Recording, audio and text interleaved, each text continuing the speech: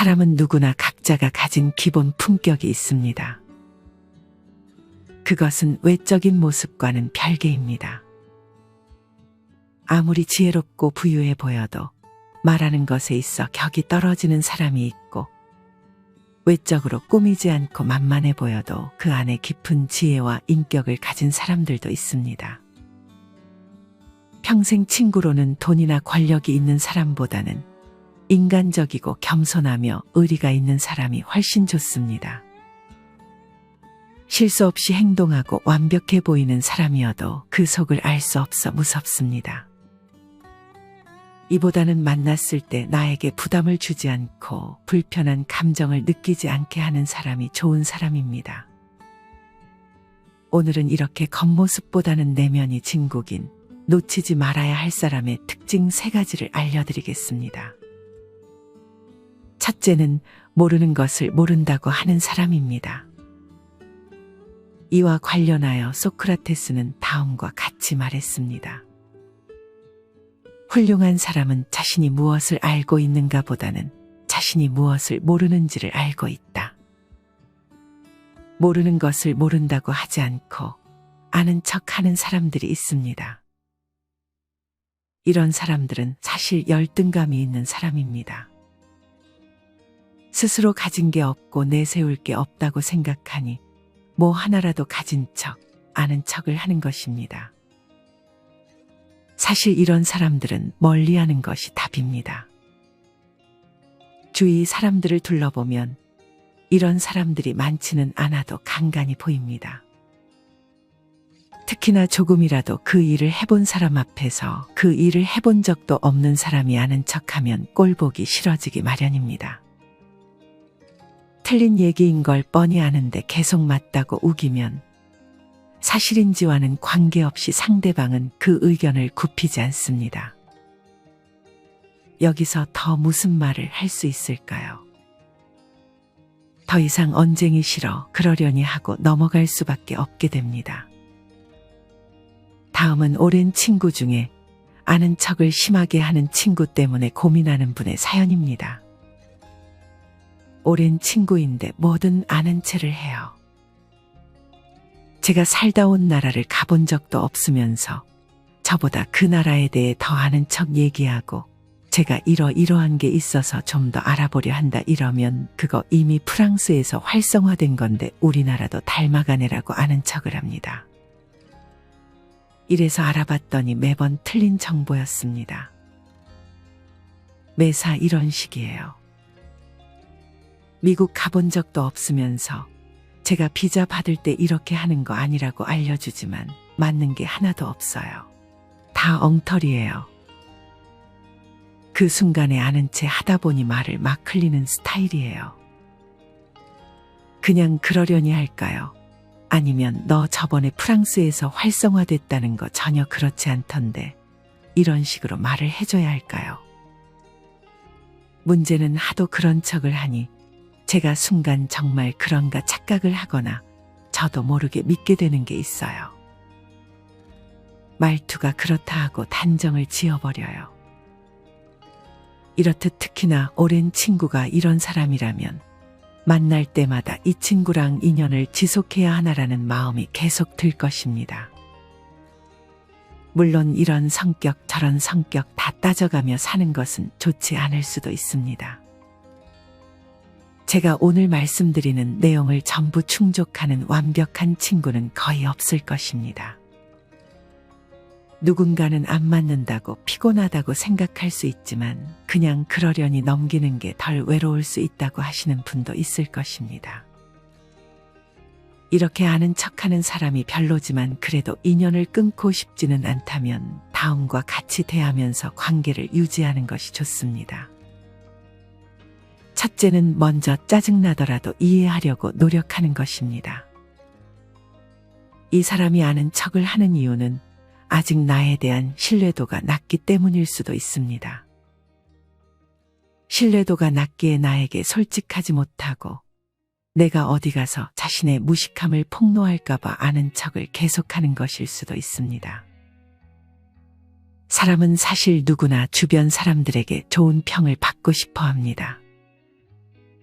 내 무식함을 아무도 모르게 하고 싶은 것입니다. 그게 인간의 당연한 욕구라는 사실을 받아들이는 것도 중요합니다. 아는 척하는 사람을 본다면 똑똑한 사람이라는 좋은 모습을 남들에게 보이고 싶어 하는구나 라고 인식해주는 것도 방법입니다. 이러면 오히려 상대방이 귀엽게 보일 수도 있습니다. 둘째는 굳이 싸우려 하지 말고 한 귀로 듣고 한 귀로 흘려버리는 것입니다. 사실 아는 척하는 모습도 보기 싫은데 계속 좋게 생각하려는 것 자체도 힘이 들 수 있습니다. 그렇기 때문에 그냥 말이 끝날 때까지 가만히 있다가 다른 화제로 돌리는 것이 현명합니다. 나에게 조언을 해줄 때 그 조언을 듣기 싫다면 그냥 흘려보내고 말이 다 끝나면 고맙다는 말만 남기고 다른 얘기를 하는 것입니다. 마지막은 상대방의 말에 자세하게 질문을 하는 것입니다. 여기서는 따지거나 반박하려는 말투보다는 존중하는 자세로 물어보는 것이 좋습니다. 왜 그런 생각을 하는지, 어떤 근거로 그런 얘기를 하는지 구체적으로 물어보는 것입니다. 이렇게 구체적인 질문을 던지면 아는 척하는 사람은 하던 말을 멈추고 자신의 말에서 모순을 발견할 확률이 큽니다. 아마 스스로 그 말을 멈출 수도 있습니다. 여기서 중요한 것은 아는 척하는 사람의 자존심을 건드리지 않는 것입니다. 괜히 그랬다가는 관계가 악화되고 싸움이 일어날 수 있기 때문입니다. 자존심에 타격을 받은 사람은 더 자기를 보호하기 위해 논리도 맞지 않는 말로 자기의 의견을 계속 주장할 것입니다. 그러니 존중하는 말투로 하나씩 디테일하게 다시 물어보면 알아서 말을 멈출 것입니다. 소크라테스는 이것들을 현명하게 해냈습니다. 소크라테스는 사실 말을 잘하는 사람이 아니었고 오히려 말을 더듬기까지 했습니다. 하지만 그는 설득을 잘하는 사람으로 알려져 있습니다. 이유는 무엇일까요? 그것은 바로 경청이었습니다. 소크라테스는 상대방이 어떤 이야기를 해도 절대 반박하려고 하지 않았습니다. 상대방이 옳다고 먼저 믿고 상대의 말을 좀 더 확실하게 이해하려고 주의 깊게 들었고 이해가 안 되는 점만 다시 물어봤습니다. 그렇게 기꺼이 상대의 의견을 받아들일 자세로 대화에 임했던 소크라테스는 누구든지 말을 잘 풀어낼 수 있는 분위기를 만들어 주었습니다. 그러나 소크라테스의 물음에 지속적으로 답하다 보면 대화하는 상대방은 스스로 생각을 이어가지만 그 과정에서 자기 말의 모순을 깨닫게 되기 일쑤였습니다. 이렇듯 잘 듣고 잘 질문하는 것만으로 말을 조리 있게 하는 것보다 상대를 더 현명하게 제압하는 것이었습니다. 뛰어난 입담은 오히려 반감만 불러올 수도 있습니다. 남의 말은 듣지도 않고 자기 주장만 하거나 쉴 새 없이 쓸데없는 말을 늘어놓는 사람, 너무 말을 잘해서 비호감인 경우들도 많이 있습니다. 이와 반대로 경청은 아주 훌륭한 능력이자 무기가 될 수 있습니다. 두 번째 놓쳐선 안 될 사람은 자기 부모를 잘 섬기는 사람입니다. 소크라테스는 이와 관련하여 다음과 같은 말을 남겼습니다. 자기 부모를 섬길 줄 모르는 사람과는 벗하지 말라. 왜냐하면 그는 인간의 첫걸음에서 벗어났기 때문이다. 소크라테스는 이렇게 부모를 공경하지 않는 사람과는 만남을 이어가지 말라고 했습니다. 나를 낳아주고 길러주신 부모님께 은혜를 베풀 줄 모르는 사람은 인간의 첫걸음을 벗어난 사람이라고 표현했습니다. 그만큼 소크라테스는 효도를 삶의 근본이라고 생각했습니다. 이렇듯 효도를 첫걸음이라고 한 이유는 가까운 사람을 사랑할 줄 알아야 다른 사람에게도 사랑을 베풀 줄 알게 되기 때문입니다.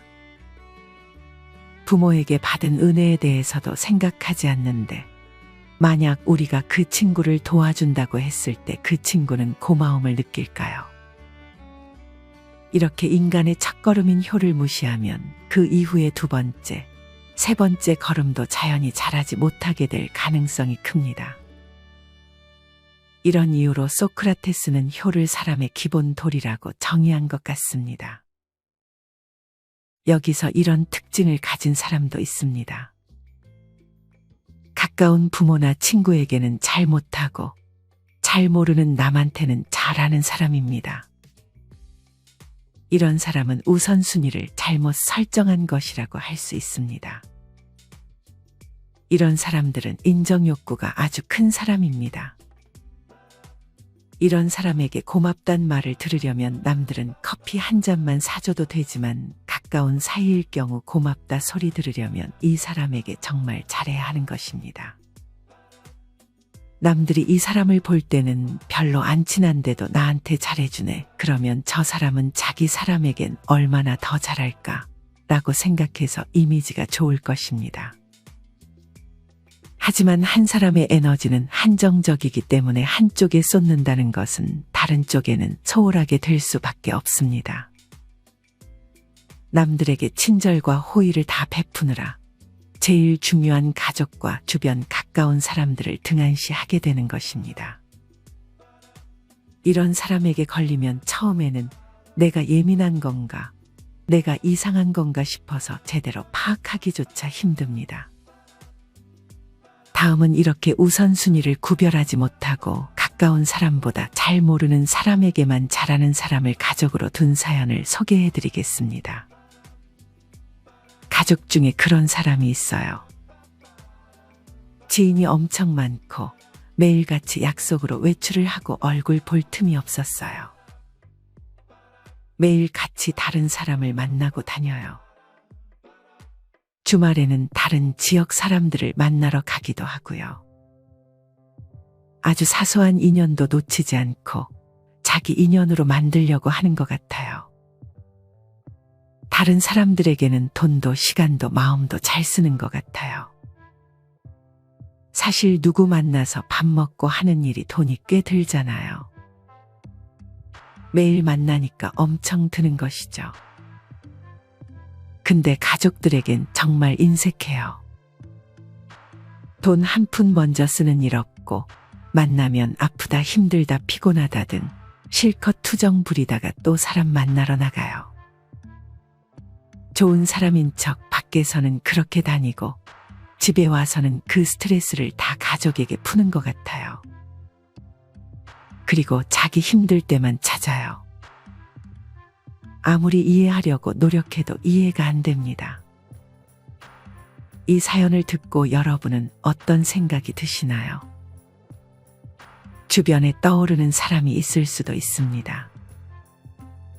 이렇듯 진정 가까운 사람을 잘 안 챙기는 사람들은 나중에 가까운 친구가 되면 나보다는 또 잘 모르는 사람들에게 잘하고 거기서 받는 스트레스는 나에게 풀려고 할 수 있습니다. 하지만 여기서 예외는 있습니다. 아무리 부모라도 어릴 때 폭력을 행사했거나 별로 좋지 않았던 부모들을 꼭 섬기라고 말씀드리고 싶지는 않습니다. 그 누구라도 내가 안 좋게 생각하는 부모를 책임지고 싶은 마음은 없을 것입니다. 이것은 당연한 생각입니다. 이렇게 나를 너무 힘들게 했던 부모에게까지 섬기고 살라는 것은 좋은 조언이 아닙니다. 너무 힘들었다면 과감하게 인연을 끊는 것이 어찌 보면 더 현명한 방법일 수도 있습니다. 나에게 은혜를 갚아야 할 대상이 부모가 아니어도 괜찮습니다. 그렇다면 나에게 이제껏 잘해주었던 사람들에게 잘하면 됩니다. 꼭 부모일 필요는 없습니다. 세 번째 놓쳐선 안 될 친구는 내 말을 잘 들어주는 친구입니다. 이와 관련하여 소크라테스는 다음과 같은 말을 남겼습니다. 자연은 우리에게 하나의 입과 두 개의 귀를 주었다. 이것은 말하는 것보다는 두 배로 들어야 한다는 것을 의미한다. 잘 말하는 것보다 잘 들을 줄 아는 자가 상대가 현명한 자이다. 앞서도 얘기했듯 경청은 아주 큰 장점입니다. 그냥 아무것도 안 하고 듣기만 해도 상대방은 나에게 호감을 비칠 것이고 나를 재미있는 사람으로 인식할 것입니다. 물론 너무 듣기만 하는 것은 좋지 않습니다. 적당히 중간에 맞장구를 치고 가끔씩 자기 얘기를 하는 것도 좋습니다. 경청은 쉬운 것이 아닙니다. 특히나 젊었을 때는 남의 말을 잘 듣고 호응해주고 했는데 나이 들어가면서 성격이 급해지고 상대방이 말하는 도중에 말을 끊을 때가 많아질 수도 있습니다. 경청이 중요하다는 것을 알면서 잘 안 되는 것도 당연합니다. 이럴 때는 그냥 들어주려는 조금의 노력만으로도 충분합니다. 하지만 경청을 잘하게 되면 간혹 상대가 나에게 너무 많은 말을 하게 될 수 있습니다. 특히나 자기가 다니는 직장에 이런 사람이 있다면 그것은 크나큰 스트레스로 다가올 것입니다. 다음은 어느 직장인의 하소연입니다. 직장 동료 한 명이 있는데 말이 너무 많아요. 아침에 출근해서부터 집에 갈 때까지 쉬지 않고 말해요. 처음에 잘 모를 땐 웃으면서 반응도 잘해주고 눈도 마주치면서 잘 들어줬는데 시간이 가면 갈수록 너무 기가 빨려요. 대부분 내용은 자기가 출근길에 오면서 일어난 사소한 일들, 어제 저녁에 먹은 음식 얘기, 일하다 부딪히는 상사요, 자기 가족 얘기, TV나 인터넷 기사들 등등 정말 사소한 얘기들이에요. 궁금하지도 않고 물어보지도 않았는데 혼자 주절주절 자기가 엄청 재밌는 얘기를 해주는 것처럼 말해요. 뇌에서 거르지 않고 보고 느낀 걸 입으로 바로 표출하는 것 같아요. 이것만으로도 괴로운데 대부분이 남을 욕하거나 흉보는 얘기예요. 다 불평불만, 진짜 듣기 싫어요. 이제는 너무 힘들어서 건성건성 대답하고 눈도 안 쳐다보고 대충 듣는 척하면 삐져있고 시무룩해져 있어요. 같이 일하니까 너무 무시할 수도 없어 삐진 것 같으면 달래주는 듯 얘기하고 잘 들어주면 또 신나서 얘기해요. 자기 자신을 깎아내리는지도 모르고 계속해요. 기쁘고 행복한 이야기도 매일같이 들으면 지겨울 것 같은데 부정적이고 불만 불평인 얘기가 대부분이에요. 정말 듣기만 해도 짜증이 나는 사연입니다. 경청이 중요하지만 남을 흉보거나 안 좋은 얘기들까지 경청하는 것은 좋지 않습니다. 이럴 때는 그냥 단호하게 듣기 싫다고 말하는 것이 제일 좋지만 만약 직장 상사라면 이런 말을 하는 것도 쉽지 않을 것입니다. 이런 상사는 가능한 직접 만나기보다는 전화나 메일로 할 말만 딱 하고 끊는 것이 좋습니다. 그리고 말이 길어지려 할 때는 제가 해야 할 일 처리가 남았다고 딱 잘라야 합니다. 말하는 초반에 자르는 것이 중요합니다. 말을 계속 듣다 보면 중간에 끊기가 힘들어지기 때문입니다. 그리고 자꾸 듣기 싫은 남을 흉보는 얘기나 쓸데없는 얘기를 하면 다시 화제를 돌려와서 해야 할 얘기를 하고 화장실을 간다거나 하면서 자리를 피하는 것이 좋습니다. 상대의 기분을 너무 생각하느라 내가 싫어하는 상황까지 참아가는 것은 어리석은 행동입니다. 이렇게 자기 얘기만 하는 사람이 은근히 주변에 많습니다. 그렇기 때문에 특히나 내 말을 잘 들어주는 친구에게는 정말 고마워해야 합니다. 사람은 듣기보다는 자기 얘기를 하고 싶어 합니다. 본인은 이런 사람에 해당하지 않는지 한번 생각해 보는 것도 좋습니다. 사실 소크라테스의 시대와 지금 저희가 겪는 시대가 다르기 때문에 소크라테스의 말이 무조건 정답은 아닙니다. 소크라테스 등 옛날 선인들의 얘기를 전부 충족하는 사람도 거의 없을 것입니다. 그런 사람은 정말 10명 중 1명 있을까 하는 귀한 사람입니다. 이렇듯 이 좋은 점들을 다 갖고 있는 사람을 사귀려는 것보다 이 중에서 내가 정말 싫어하는 성격을 가지고 있는 사람과는 거리를 두고 내가 정말 좋아하는 한 가지의 성격만 가지고 있어도 가까운 사이를 유지하는 것이 좋은 방법입니다. 오늘은 우리가 절대로 놓쳐서는 안 될 사람들의 특징 3가지에 대해서 알려드렸습니다. 다시 한번 말씀드리지만 이 모든 것을 충족하는 사람만 찾기보다는 이 중 어느 한 가지라도 가지고 있는 사람에게는 고마움을 느끼고 인연을 유지해 나가셨으면 좋겠습니다. 마지막으로 소크라테스가 말하는 돈이 없어도 지혜로운 사람의 추가적인 특징에 대해 소개해드리면서 오늘의 영상을 마치겠습니다. 소크라테스가 말하는 지혜로운 사람. 첫째로 지혜로운 사람이란 환경의 지배를 받는 사람이 아니라 환경을 지배하는 사람을 의미한다. 둘째로 지혜로운 사람이란 어떤 경우에도 용감하게 행동하고 지적으로 생각하는 사람을 의미한다. 셋째로 지혜로운 사람이란 모든 것을 명예롭게 처리하는 자, 다시 말해서 마음에 들지 아니하는 사람과 물건까지도 정정당당하게 처리하는 사람을 의미한다. 넷째로 지혜로운 사람이란 쾌락을 절제하며 불행에 빠지지 않는 사람을 의미한다. 다섯째로 지혜로운 사람이란 성공 때문에 명예를 더럽히지 않는 사람을 의미한다. 이상으로 오늘의 영상을 마치겠습니다. 우리 모든 구독자분들의 더 나은 인간관계를 응원합니다. 다음에 더 좋은 내용으로 찾아뵙겠습니다. 감사합니다.